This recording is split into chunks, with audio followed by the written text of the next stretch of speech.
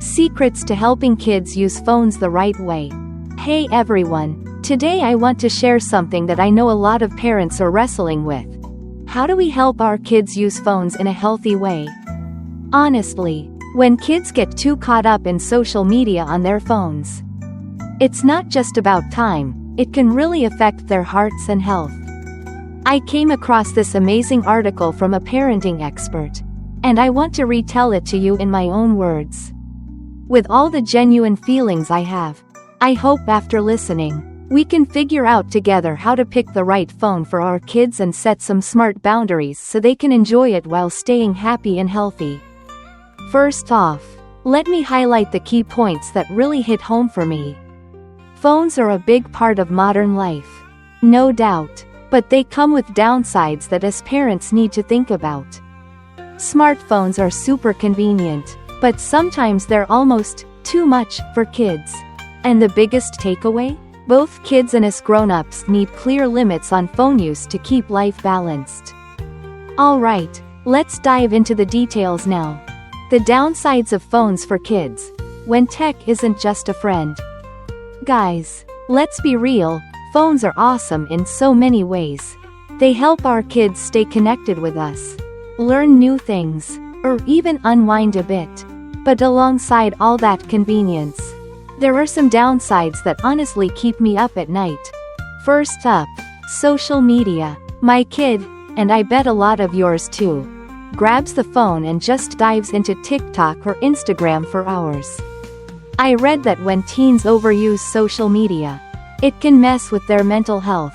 Some start feeling bad about themselves, comparing their lives to others, or even having dark thoughts, like hurting themselves. It breaks my heart to think about that. You know, all I want is for my kid to grow up confident and happy. Then there's sleep. I've noticed my kids scrolling through videos right before bed, and the experts say that screen light messes with their sleep. When they don't get enough rest, their memory and focus take a hit. One time, my kid came home complaining about being tired and zoning out in class. And it hit me. Oh no. It's probably the phone. And don't get me started on what's out there online. The internet has everything, and not all of it is good for kids.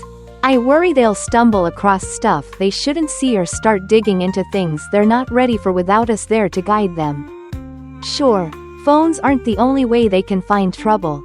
But with today's tech, it's just so easy. And that scares me. Smartphone or basic phone? What's best for our kids? Hey, I'm sure a lot of you have wondered, should we give our kids a smartphone or just a basic one for calls and texts? It sounds simple, but picking the wrong one can make things tricky. Smartphones are like superheroes. They can do everything: call, browse, play games. But that's exactly why they're so easy to overuse. I used to think, oh, I'll get my kid a cool phone so we can stay in touch. But then they'd end up glued to social media, staying up late, and struggling with school. There's this study that really stuck with me. Experts say that around age 4, the part of a kid's brain that helps them control impulses, the frontal lobe, is still growing. So, they're not mature enough to stop themselves when it comes to phone use. Until they're old enough to think about their actions and handle things responsibly. A basic phone that just calls and texts might be the safer bet. I love this idea. It keeps them connected without the risk of getting lost in the online world. What do you all think? Setting boundaries. The key to keeping kids and parents sane. Guys, here's something I've realized. It's not just the kids. Even I need limits on my phone time. But for our little ones, they need us to step in and help. Because they're not old enough to manage it on their own. I picked up this great tip from the American Academy of Pediatrics.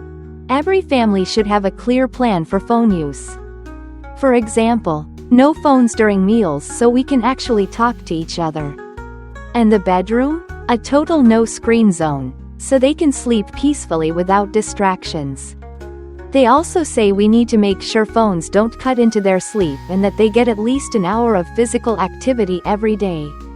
It makes so much sense. My kid sometimes just sits there, eyes glued to the screen. And I'm over here forgetting to nudge them to move. But here's the thing. Saying it is easy.